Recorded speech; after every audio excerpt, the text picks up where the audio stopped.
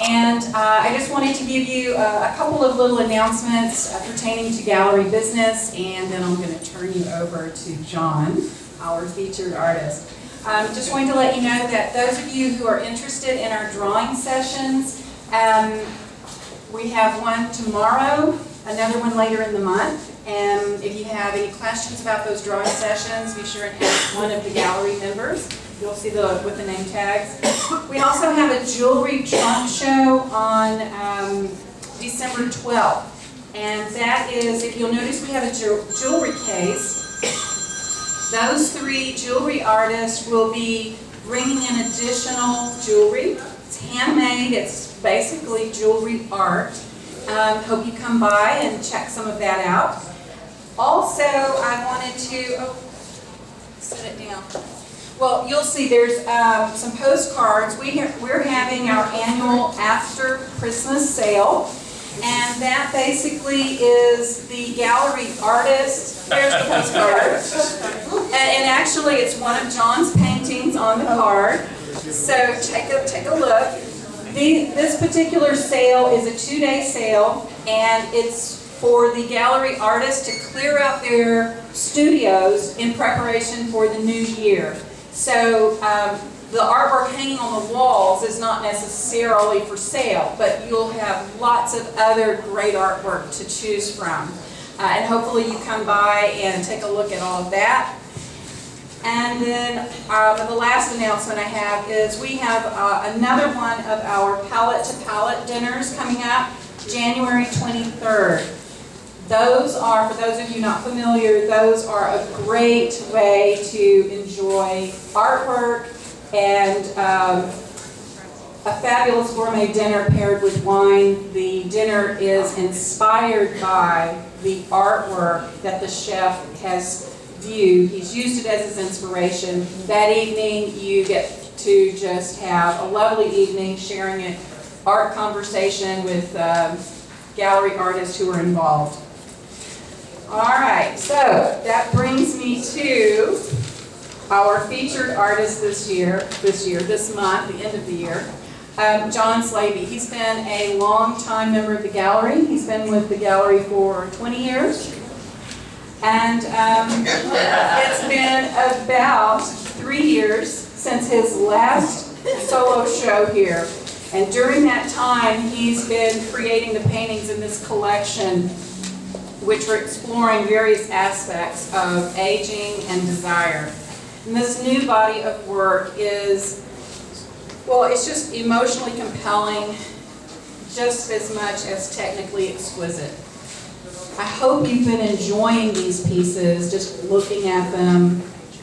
And now I'm going to turn you over to John so that he can tell you a little bit more about his inspiration and a little bit more about the work itself. Thank you.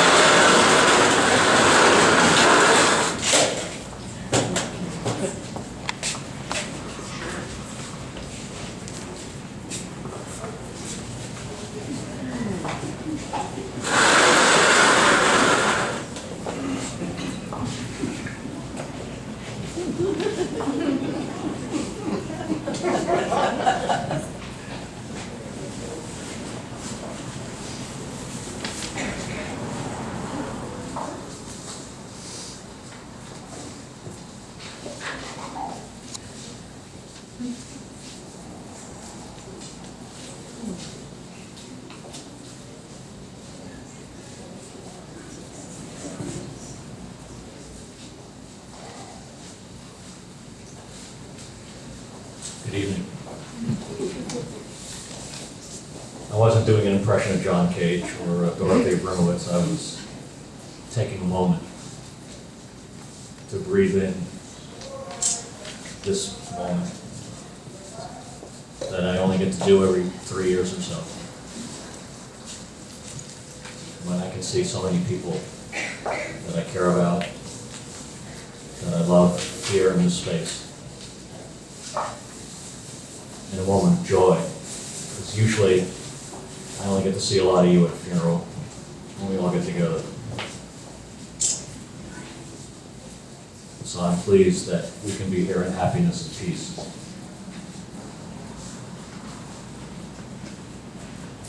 And I think it's art that brought us here tonight, and the power of art that brings us together.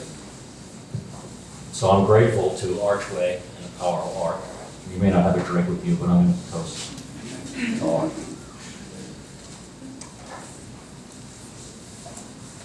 I've been in this gallery for 22 years, and this is my 10th show.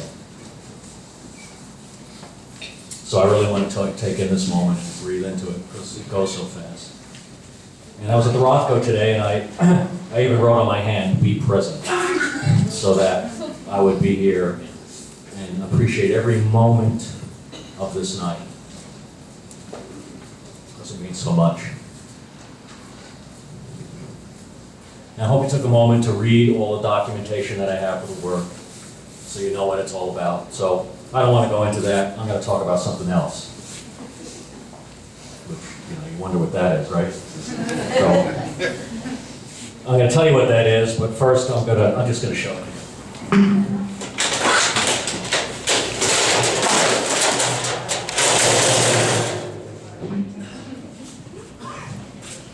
This is sampling of my artistic journey. This is a sample of 25 years of work. My lost children that at some time maybe was hanging in a gallery, this gallery most likely, and was not purchased, and was taken home, hung on a wall for a while, and then when the walls got full, they were put in a closet. When the closet got full, I'd go into that closet and I'd take these paintings out of their frames and reuse them. And in an ugly day, I would take them off of their stretcher bars and I would roll them up and they'd go into storage somewhere. And that process of taking them off of those frames is very heart-wrenching for me. Because it's not just paint and canvas, it's weekends and days off and vacations spent in my studio working. And it's trips I didn't take, and friends I didn't visit, places I didn't go, because I wanted to be in my studio. And I dare say there's a good portion of an engineering career lying down here too. That's the way it goes. It's all time, energy, effort, money. And I can really let it get to me, or I can treat it like everything else in life. They're all lessons. They're all teaching me something if I'm willing to listen. And they all taught me something about my work, like this one. This is a commissioned portrait. Don't look. This is a commissioned portrait where the client never accepted the piece. And, don't say, it taught me something very important. It taught me I'm not John Singer Sargent. And that's a good lesson, because I don't want to be John Singer Sargent, because John Singer Sargent wouldn't do this work. And this piece, this was painful. I tried to do this one about 10, 20 years ago, and it never made it out of the studio. It just didn't work for me. And it taught me not to stretch too far, stay within my limits. It taught me what my limit was. And this one, I tried some new technique of pouring paint and putting stains down. I spent months going on and on about it, and I wasn't sure it was a good painting, and I took it into a critique of people I really trust, and I said, is this a good painting? And they said, no. And so it came off the stretcher bars, but I know that whatever I did on this piece, I used it on another piece that was a success. It was a portrait of my father, so it taught me something. And there are lessons everywhere. I had stacks and stacks of newsprint and pads filled with drawings from drawing workshops and figure drawing class. I've been doing for like 20 odd years, and I still do them. And I've never produced a drawing I really liked. It just But I don't let it get me down. I try not to. And it's a struggle when I come here and I do my drawings, because they are teaching me something about the figure. And some days when I come here in the morning and I do the drawing, and then in the afternoon I'll go home and I'll work on my figures, it actually comes a little easier to me because I did that work. They all taught me something. They're all lessons in here. And the lessons I learned here allowed me to bring that knowledge to this work that you see around you. Everything that's here can only happen because of what happened down here. And so I have to have gratitude for this, if I want this. And I know that this journey doesn't stop. I'm going to keep doing this. And it will continue until I can't paint anymore, until I can't breathe anymore. And chances are, I'll be here again in 3 years, and I'll be looking out on very familiar faces. So I'm going to take one more minute to breathe into this moment, and I can look at all of you with that gratitude that we're all here tonight. And in 3 years you may come back when I have another show. And it might be that some of the work that's on the walls here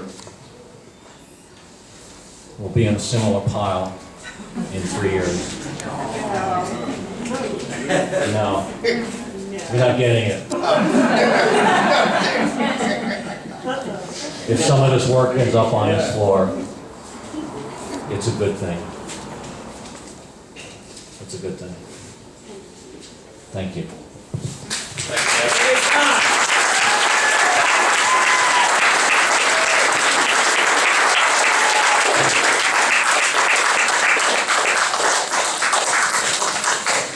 Drink some wine.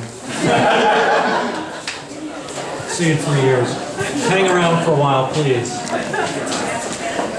No. That's amazing.